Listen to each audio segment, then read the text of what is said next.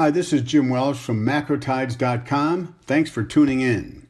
One of the 2020 election issues is the funding of college education. So let's take a look at some statistics to see if we can learn anything about how things have been going over the last decade. In 2010, the U.S. government took over the student loan program, and as we can see, since 2010, student debt has just about doubled. Now totals almost $1.6 trillion, with more than 44 million Americans having some level of debt. Worrisome is the default rate is up to 11.4%. Looking at the growth in student loans compared to auto, mortgage, and credit card debt, we can see just how dramatically the growth rate in student loans has been over the last decade. With more money available for kids to go to college, it has driven up the cost of education. And since 2005, the cost of education is up 166% versus 52% for the CPI. As you can see, education has grown much higher than even medical and healthcare. That's saying a lot. One of the important demographics for growth in the U.S. economy is the 25 to 34-year-olds because they generate, they get married, they have a kid, they buy a house, they buy cars. And what we can see is about 1/3 of student debt is in this graphic. So the net result is, over the last decade, more women are getting married later, having children later, kids are buying houses at a later date. So this has affected economic growth in the U.S. And lastly, student debt default rate is rising faster now than the actual growth rate in lending.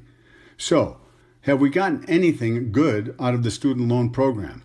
Well, another negative is that if we look at STEM graduates, science, technology, engineering, and mathematics, compared to China with 4.7 million graduates in 2016, India 2.6 million, the U.S. at 568,000. We're lagging really badly behind them.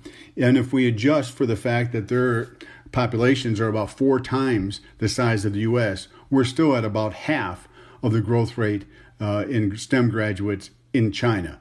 We need to be smarter in terms of the way we lend money. And by focusing the majority of our government student lending on STEM disciplines, we will accomplish a lot of things. We'll increase U.S. growth. We'll increase our global competitiveness over the next 10 to 20 years. The default rate on student loans will go down because these kids are going to be making more money. We'll have a stronger, wealthier middle class. So I think by refocusing the student lending program and having it focused on STEM disciplines makes a lot of sense. In a small way, the reduction in STEM graduates, or let me put it differently, if we have an increase in STEM graduates, I think it will help middle class income growth rise faster than it has since 2000, which it has barely grown at all. Income and wealth inequality is a real problem. There are a lot of reasons for this problem, but I think a small portion of it could be addressed if we had more STEM graduates generating more income growth, and it would, graduates who have incomes greater than median income will pull median income up. Free college, I think, will do more harm than good. First of all, you'll have more kids going to college. It will drive the costs up. Higher costs will be borne by somebody, and the result is we'll have a drag on economic growth. If you don't have any skin in the game, you're less accountable, and the reality is there'll be fewer kids graduating, but they'll have generated the cost. And lastly, I'm not convinced that it will produce more STEM graduates, what we really need.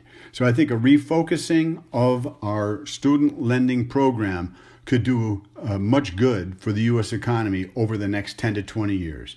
Thanks for tuning in. Hope something good happens for you today.